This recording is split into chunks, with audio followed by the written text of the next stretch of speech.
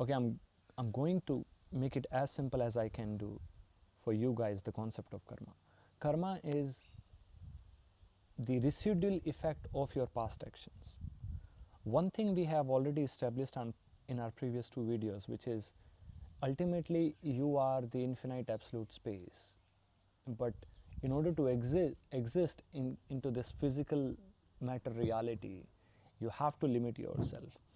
And when you limit yourself, you whatever actions you take, naturally it creates a residual.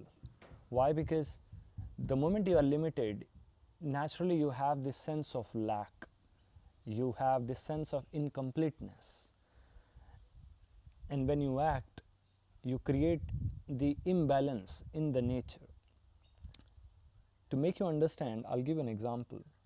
You see how weather works, how season works. When it's too hot, then it has to be too cold. When even in the stock market, you see when there is too much hype, market has to correct itself. So nature can restore the balance, because nature always works in equilibrium. This is the law of the nature, and karma is mechanism to restore that balance. And karma is working on every level, on weather, on season, in the stock market, in the relationship. When you're too obsessed with someone, you have already created so much excess in your mind, in your desire, that at every single cost you need that person in your life, and as a result what happens, that person keeps going away from you, right? Because that's how exactly nature works.